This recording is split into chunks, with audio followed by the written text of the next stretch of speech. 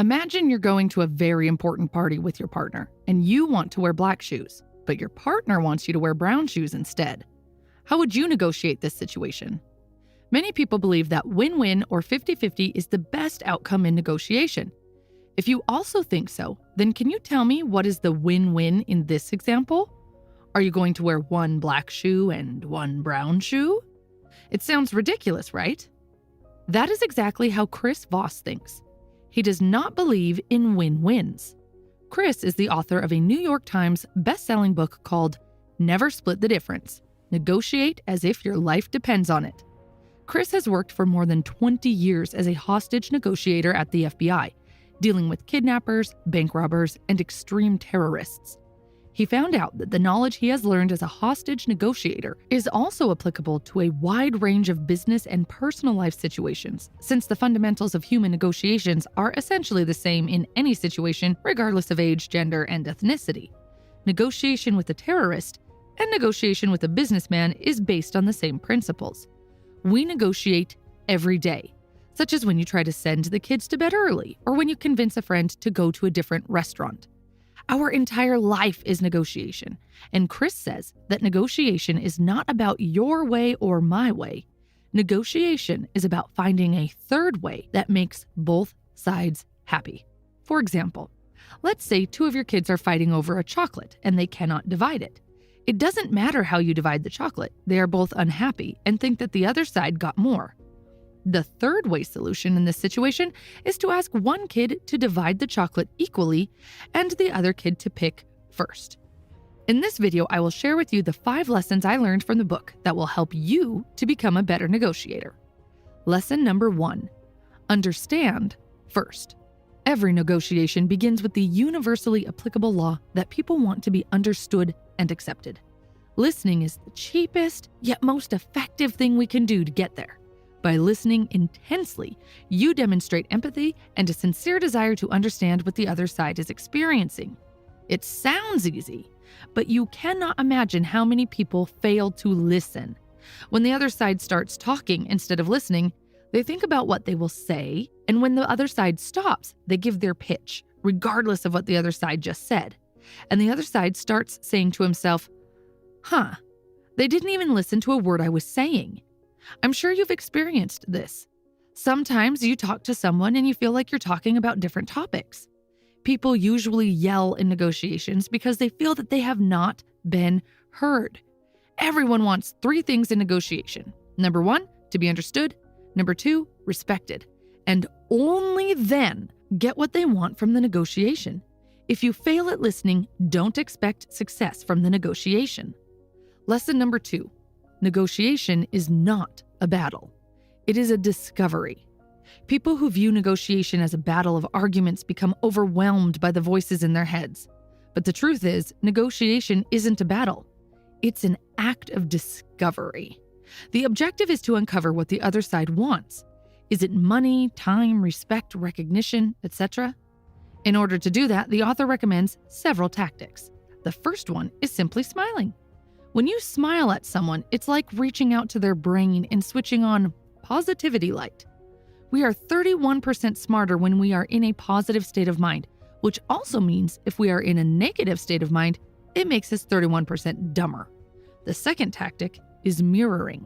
Mirroring is simply repeating the last 3 or most critical words of what your opponent has just said. For example, your opponent, I have a very high expectation and want more money. You want more money? Mirroring feels very strange at first, but if you practice, it will work like magic.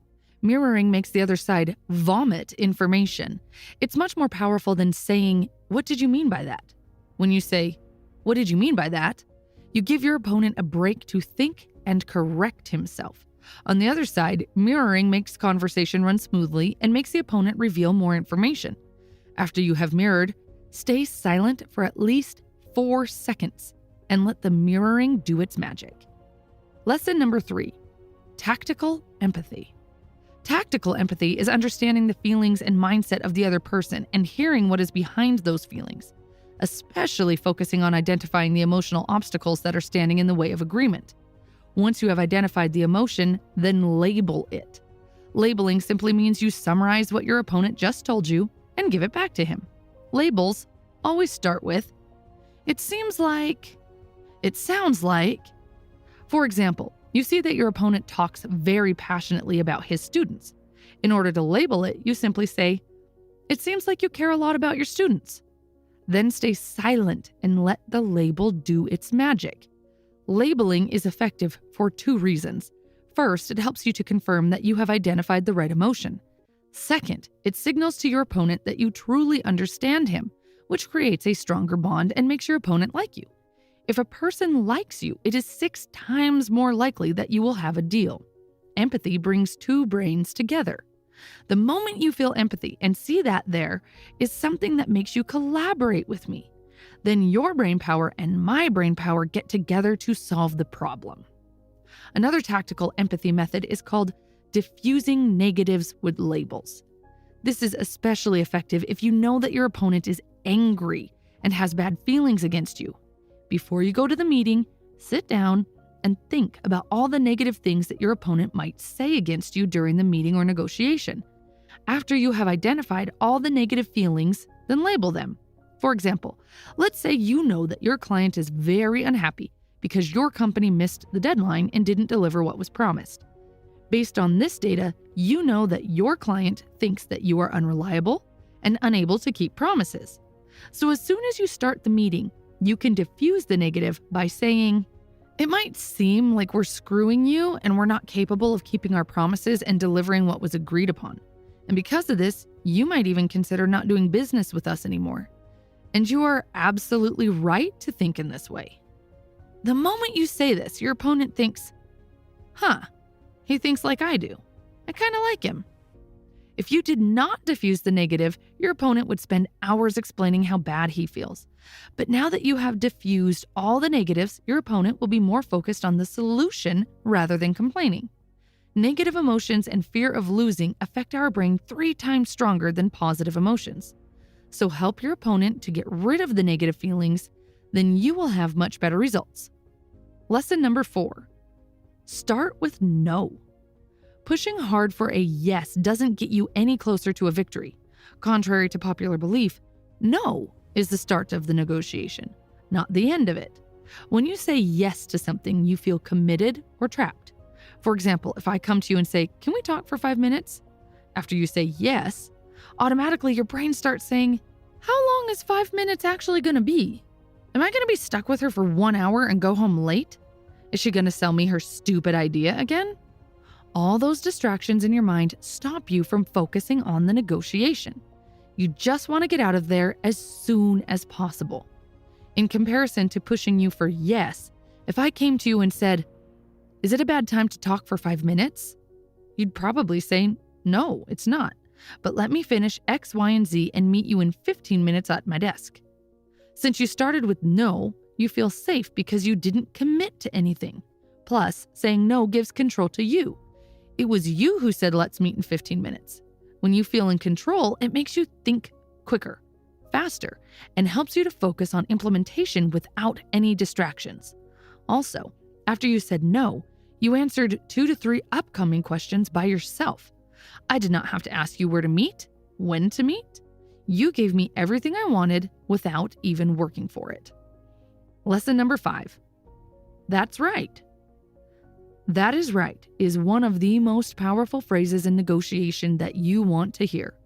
To get this answer, you simply take your opponent's words and repeat back to him. It sounds simple and maybe a stupid thing to do, but works well. It puts the other side's empathy on steroids. If you get "that is right," then you can be sure that the deal is almost done. That's right is what we say when we feel completely heard and believe that the other side really understands us. We also say "that is right" at aha moments.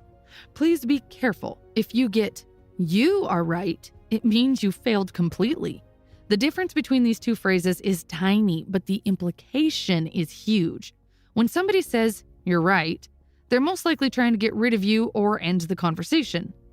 Dealing with people is one of the hardest jobs out there. You can be perfect at your job, But if you have poor people skills, it's highly likely that you will have a tough time at work. If you want to improve your people skills, then check out the video you see on your screen. Thanks for watching and have a wonderful day.